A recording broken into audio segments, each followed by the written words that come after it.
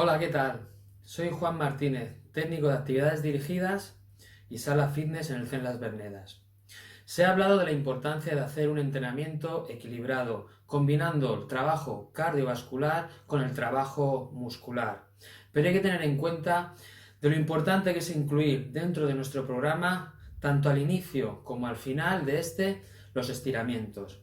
De esto es lo que vamos a hablar hoy, de la importancia que tienen los estiramientos o de la fase de vuelta a la calma en nuestro entrenamiento. Los estiramientos, como he comentado antes, deben formar parte de una rutina de trabajo, no es una cosa optativa. Después de cada actividad deberíamos realizar una parte a la vuelta a la calma y a estirar. Los podemos encontrar también en clases más específicas, como puede ser la de stretching, en su forma más estática, o en un pilates o un min body en su forma más dinámica.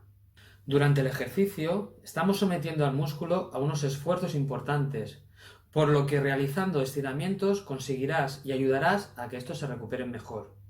Recuerda siempre de realizarlos buscando tu rango de intensidad, con tensión pero que no haya dolor, y siempre acompañándolos de la respiración para buscar un poquito más de intensidad en ellos. ¿Qué nos van a aportar los estiramientos?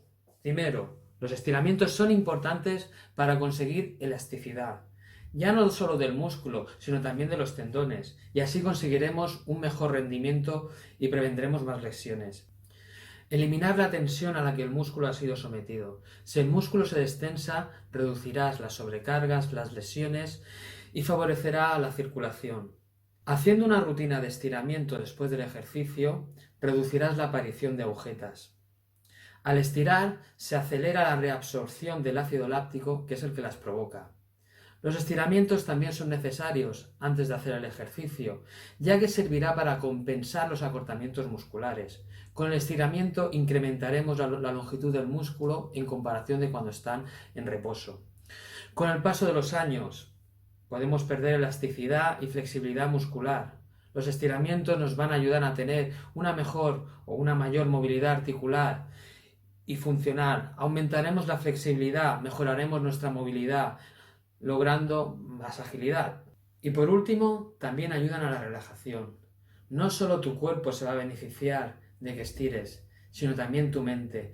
El llegar a buscar ese equilibrio entre cuerpo y mente, de que este ha sido tu momento. Por lo tanto, la fase de estiramientos nos va a provocar un estado de bienestar.